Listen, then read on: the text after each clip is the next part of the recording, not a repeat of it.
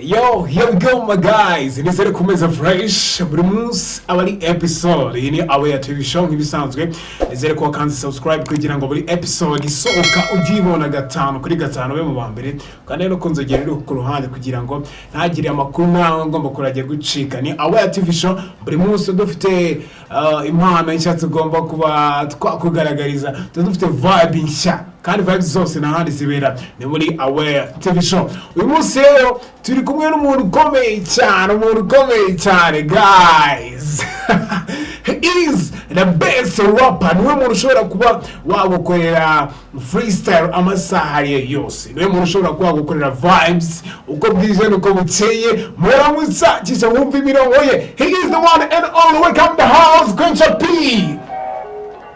Yeah, I've been chosen. Still the day one. Yeah. I've been calling. Yeah. Still the day one. Where? Makinyo nyibutse uko twahuye kimisigo waneye kuva nyiri mu bwana bwacye ha byatangiye bwari nk'inzozi uhoho byarashoneje twabona zitangira n'ijya game byizere byose n'uburaze fa muri bar zitabura umenye bandi microphone ariko yakemera kuko nayo nangora banze kugira look to the world the ways my back forwards wanna make some not too much change yeah but I'll never give on you homeka ha kwiba man yeah. This one is, you know what it is. Welcome to Breathing, bro. Yeah, well, thanks, bro. Nizere kumeze fresh. I'm good. Yeah, turakwakira muri Aware TV show. Yeah, thanks, bro. Our vibes are made in here. Okay, Quencha P, bimeze bite? You fresh, everything's alright, my brother. Yeah, music hanze ibintu ni sawa. Yeah, everything's alright. Oh, it's really good. Yeah. Umuntu arimo ara progressing ariko ko yatera imbere. Okay. Yeah. Okay, that's good. Mwabonye Quencha P. Vibes nakubwira ngo ziraza kuba ari vibes hano. Nkubwira ko ugomba kureba video kugeza irangiye. Kindi turajya tugwenda mbere yuko abantu bari kudukurikira muri aka kanya bamaze kumva imirongo nje nazirinze kugira icyo mvuga agwenda muri section ya comments zo kwandika muri comment section imaze akantu maze gutura muri freestyle ya mbere. Neze nkonzo kwibana ngo muri comment. Ndagira ngo tuganire ubundi Quencha P ni muntu ki ngiye muzi nk'umuraperi. Yeah. Quencha P ni umuraperi. Of course, ndumwanditse indirimbo. Yeah. Ndi n'umunyeshuri. Okay. Yeah. But most of the time, yeah, I'm doing this shit, bro. Yeah. Quencha P ni umuraperi akambika. Ikindi kandi ni n'umunyeshuri. Quencha P kuri ubu ngubu umaze kugira indirimbo zingahe ziri out? Bo maze gukora indirimbo ebyiri. Audio maze gukora featuring ebyiri. Hari n'indi ndirimbo nteganya gutahanze mu minsi mike imbere. Abantu baze kuyitega ndabisikiza ari nziza cyane. Are you ready for Big Bang from Quencha P? Ready for this shit, man. Yeah. So ibihe navuga ngo utazibagirwa muri no career yawe ya muzika maybe. But it may depends. Yeah. Hari ibihe navuga very tough. Yeah. Hari n'ibihe navuga byo be lighting a candle yawe muri career. Yeah, we're here for inspiring people. Ni guri kutura muri aka kanka kubona raperi cyo kafite impano. Niyo mpamvu ine tuba tugira ibyo tuganira kuri ibyo bihe bishobora kuba byara gusigira message kugira ngo wenda nawe umuntu ufite impano kakanya wumva ko inzu ziwe tuzazigera kuba raperi gusa ushobora kuba n'indi impano ufite cyangwa izindi bikorwa byawe wumva uzageraho. Niyo mpamvu tumba mubajije ati memories cyangwa se ibihe wumva utazibagirwa n'ibihe. Ibi numva nazibagirwa. Of course gitangira ibi bintu hari abantu navuga ko bari close batajyaga banshigikira. You know, ariko ibi navuga nyine byarlightinze kandi yanjye nukuvuga ngo igihe ahantu nari nagiye guperforminga naye nkabona abantu banje baje kunshigikira. Kandi aribo batabyumvaga.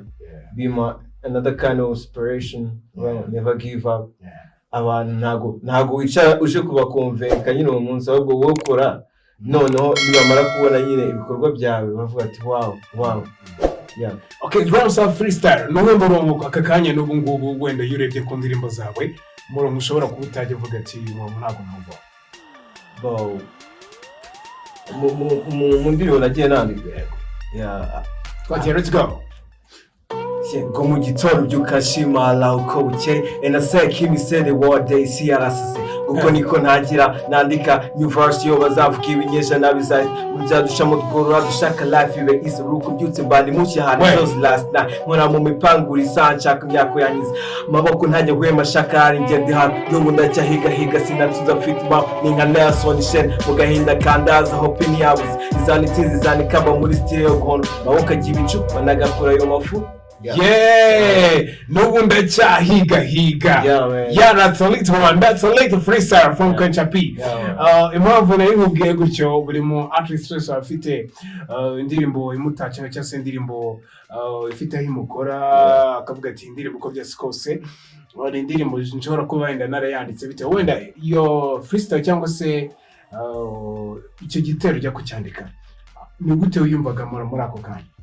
Well, first of all, njyewe nawe ubwanjye hari igihe cyageraga nyine nkumva wambaye disappointed, nkavuga ngo nari na plannings ibintu ko nzabigeraho ntabwo byakunze, nkavuga ngo imbere yanjye ndashaka ibintu byinshi nshaka kugeraho ntabwo bikunze, nkumva nyine mbaye kumukono noneho ndavuga ati okay nicaye no inspiration ziraje, ndavuga ati ibi bintu ushobora kubyibwira ariko noneho nkanabibwira abandi ko whenever I'm alive everything is possible.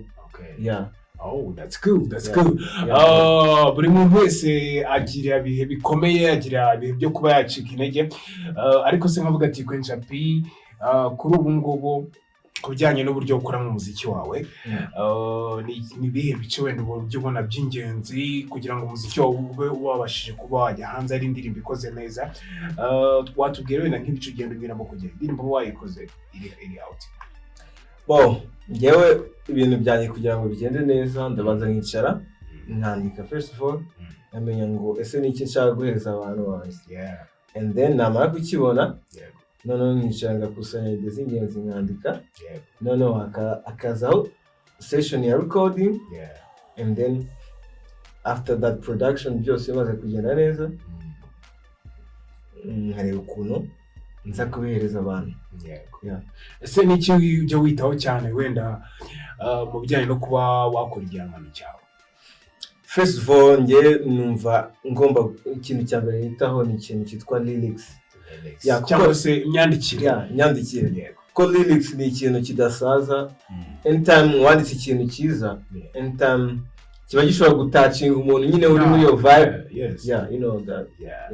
Akariyo urabona hari abantu wenda bumva ati nibengize inspiration ngomba kwandika, niba wenda mfite ibihangano nakuba ko ufite talent kumva wenda kwisana isa ushobora kwandika, buriya biba byiza iyo ukoze product ufite ikintu wagendeyeho, kandi ugakora product ushobora kuba uko imyaka igenda ikurikirana. Igihangano ni ikintu kidasaza guys, igihangano ni ikintu kidasaza, that's a late.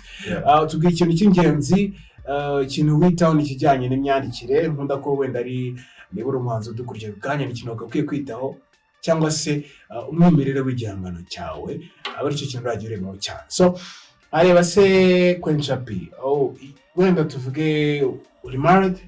No, I'm single. Yeah, stay single. Ariko wenda ubu ngubu uracyari searching.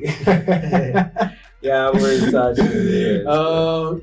Mu rugo cyangwa se aho ukomoka, urabona wenda bishobora kuba ugifite ababyeyi bombi cyangwa se ufite famiye yawe, umuziki wawe bawufata gute?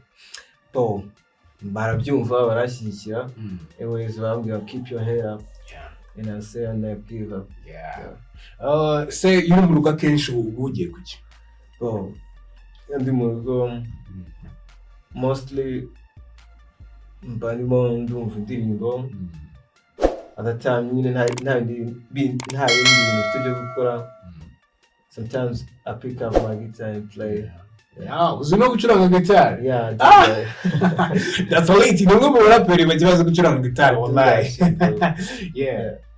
Okay, that's cool. Ese wenda hari yindi bintu mushaka gukora wenda iri nyuma y'umuziki? No, mostly nayo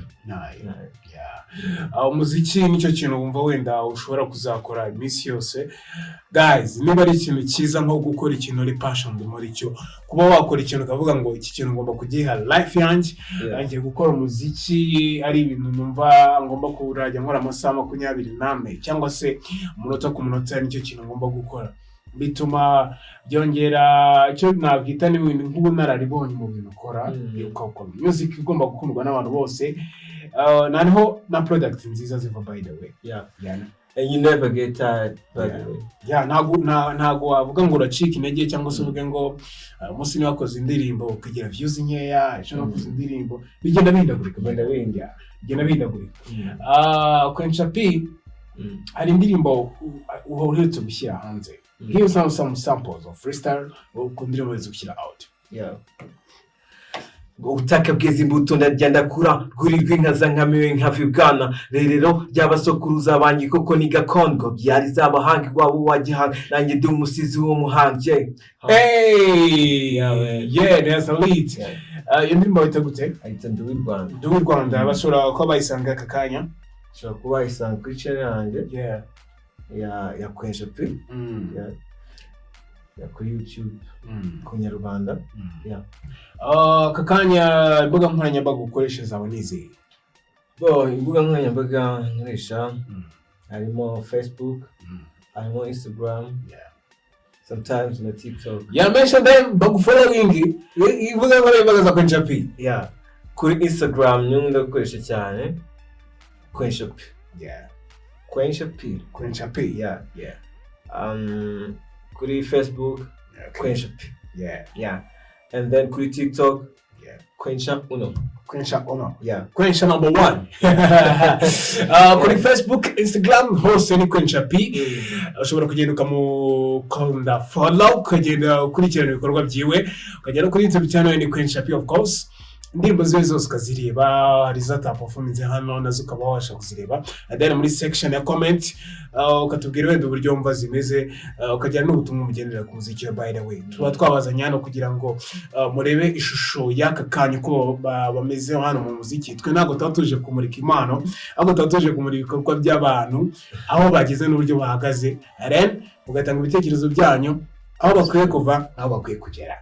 Abantu bakurikira Rwanda TV show aka kanya, nizere ko muri gice cya comment baraza gusigamo comment kandi nawe uzazisoma. Nkeka ko ari ikintu kizagufasha. Sibyo wenda mu ndirimbo zawe, indirimbo y'umuntu bita Less Butera, indirimbo na Less Butera nshobora kuba nazizi nyinshi cyane. Which one can you try to sing that?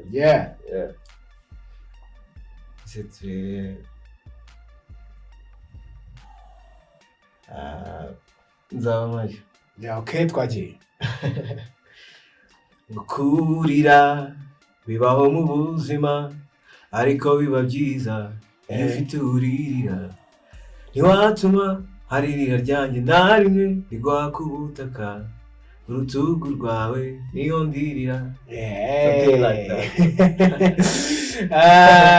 Ninde muhanzi ushobora kuba aka kanya ufatira icyitegererezo in Rwanda cyangwa hano mu music is worldwide? Ni music ni ikintu kigari, ntabwo ari ngombwa ndi hano mu Rwanda. Mostly umuhanzi mfite urugero umuhanzi bita Esu. Afite indirimbo nyinshi nkunda, flows ziwe, message, vibes ziwe, everything kirangoma buri kimwe cyose. Indirimbo ya Isuru inzi. Let's go. If I allow you like a lot of food, if I tell you I'm a non cool to see the proof, in my heart and soul for you when I'm inside the booth, so much change when I'm inside the booth. Man. Let's get it. It's good. Ikindi nakubaza, aka kanya umuziki wawe ufite yene? Nego mbere na mbere, of course ndashaka kofima, so sure. The next satisfying abakurikirana, no ku expanding nyine the number y'abakurikirana. And I got some hope ko nyine bizagenda byimproving. bizaza Kandi icyo navuga nyine no kuzana some differences. Hari byinshi bifite bitaraza. Ese ubona ari icyenda kikibura wenda kugira ngo umuziki wawe utere imbere cyangwa se uve ku rwego rumwe ujye ku rundi, kubera ko mvuga ko wateye imbere kubera ko aho watangiriye si ubura aka kanya, noneho ubu no kugira ngo uve ku rwego uriho uzajye ku rwisumbuyeho, ubona ari iki wenda gikwiye gukorwa? Honestly, I'm busy with studying. Nshaka kubanza kwiga nabishyira ku ruhande. Nshaka management cyangwa se niyo nabyikorana njyenyine, ariko maze kubona umwanya munini nyine ko music ni ikintu gisaba umwanya munini cyane. That's cool. Indirimbo wanditse bwa mbere waduhereza verse ya kabiri? Ishiraniro ryanjye ni iherezo ry'ubuzima bwanjye, ibindi mbifata nk'ibicu ni akanya bigahita urugendo ukajya mbere.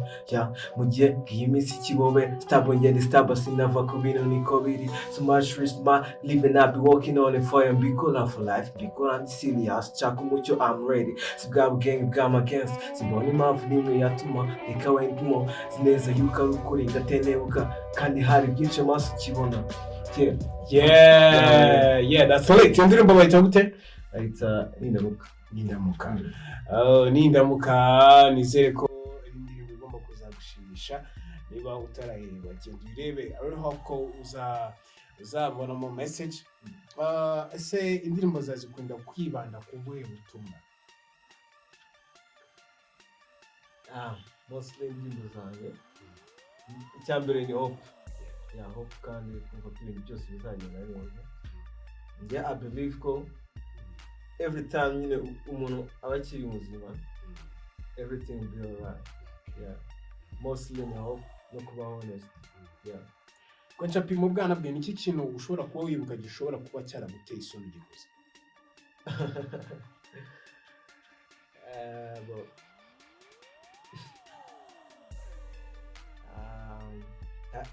Kimwe mu bintu byareye isoni nk'umwana, hari umumama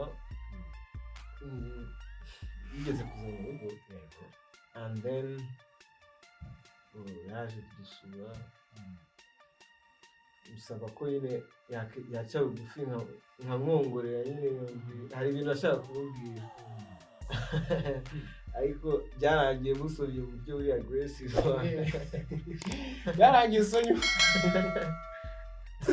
Byarangiye usomye umumama w'abandi mu buryo buri aggressive. Ako wari ukiri umwana? Nari muto.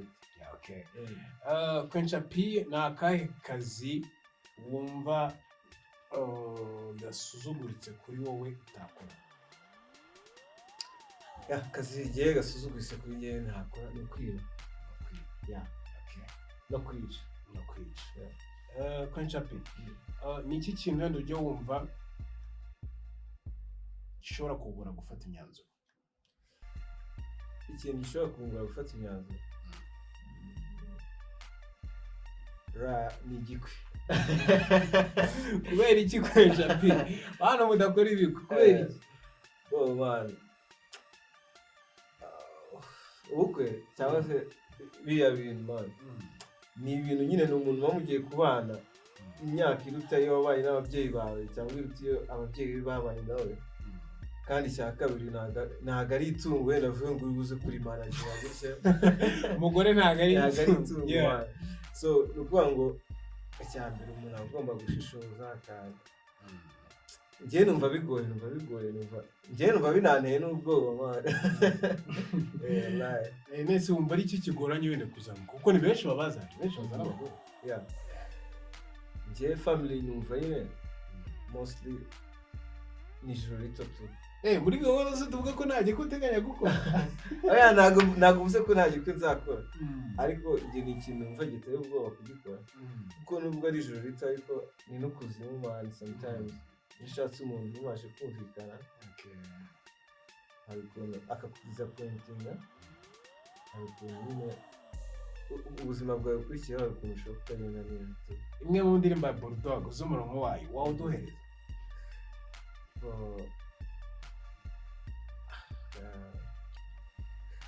Adiba Bulldog nakunda basira nikuvutse ninde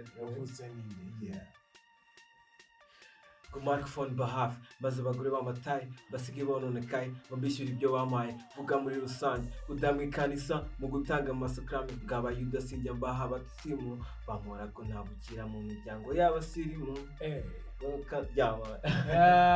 uvutse ninde. Shout out to that big man Bulldog. Kemo I respect King. so much respect. Yeah, shout out to him. Yeah, shout. Ese mu Rwanda mubona period ushaka kuba inspiration ibande. Ni benshi harimo abakera ibyo nka Grimpi nakuze nkunda cyane kandi muri isaha yose ndirimbo ndi ready yo kwiyumva. Shout out to Big Man Kevin, shout out to Big Man Trappish movement. Yeah. Shout out to Big Man Betray. Shout out to Big Man Double G. Abantu barangispire cyane. Ese kwenye P iyo alakaye niki kintu kimufasha kugorora umurimo w'ingera. Yeah, iyo ndakaye munsi ntabwo ndakuvuga. Shaka ibintu bizarimo ndagiye nakubwire play na guitar. Yeah. Iyo maze akanya kanini navuga nyine n'umuntu cyane n'umuntu wandakaje. Nta nubwo nkunda kubika ibintu by'inzika nyine. Njye ndi umuntu ukunda guhora nyine nishimye everywhere around me, abantu baba bahari nabo barabizi. And ni Kwencha P turi kumwe in a way TV show. Nizere ko vibes are fresh. Kandi ukomeje kugererwa n'ibiganiro byose kumukurikira kuri Instagram ye ni Kwencha P na Facebook ni Kwencha P. Njye nishimiye umwanya tumaze kugirana muri aka kanya. Anyway, wenda last freestyle dan tukagaruka dusoza ikiganiro twari kumabugira. Let's go. Let's do this shit.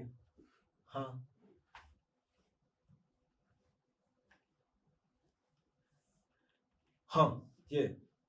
Kumanika duwari, nukuzira nigari, kinjana ni fair, dumusare w'insozi, yeah. Yimat nyongashi, yeah. Yeah. Soja, fite coordinates, come, turagana kumurwayi fungo, yeah. Kabaji batari ready, babwire kidi kadari noka, yeah. Mu masaha akuze n'indeni, yeah. Ndashushanya mapu ya Kigali, manika muve mu bukundi bw'abajama bafite man ziri solo. Ndashaka spepa ngo giraho, yeah. Ndashaka trip swan ngan let ku mashuzi California, yeah.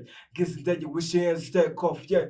Wazarandi guru muramba manika mwe para ntana parachute man. Ndashaka gahuma kari hit hano mu mihanda ya Kigali, yeah. King kuri kape baryifoto reka jangwe isangire nimbiba babwire baharuri zira. Hari umwami uje kwima ingoma. Hari umwami uje kwima ingoma. So Kwencha P nakubwira ngo wakoze cyane kubw'umwanya waduhaye. Thanks bro. Nkwifuriza amahirwe masa mu muziki wawe. Kwifuriza wenda kuba wenda inzozi zawe zazabimamo kubera ko nta muntu ujye wanga iterambere rye, nta muntu wanga kuba wenda yabikuru we umukajya kurundi. Wenda nizere ko next episode tunazo tugomba kuzabana neza cyane. Yeah, thanks big brother. Kandi mwakoze kuntumira kuri our TV show. Okay. Yeah. Every time I'm ready. Ndabwira n'abantu bangukira kanya. Ko imbere hari byiza cyane. Amashuri agiye kurangira, ngiye kubona much time. I'll give everything. Bang man. So nizere ko twabanye fresh cyane. Ngiye nitwa Plat nk'ibisanzwe. Ubwira ko ushobora kunkurikira ku mbuga nkoranyambaga zanjye ni Plat Wanyama of course kuri Instagram. Then ushobora no kunyandikira ukambwira uburyo wenda n'ikiganiro kimeze ndetse n'umushaka kwa twakuzanira ubutaha. Muri section ya comment dubwire uburyo ikiganiro cyawe kimeze ndetse n'uburyo show yari imeze. Nizere ko utazagomba kuzabana neza cyane kandi subscribe kandi no kunzogera ku ruhande, comment share kuri biganiro byose tugomba kugukorera. Asigaye dukore vibes zimeze fresh. Twaganiriye ini our TV show. Let's go.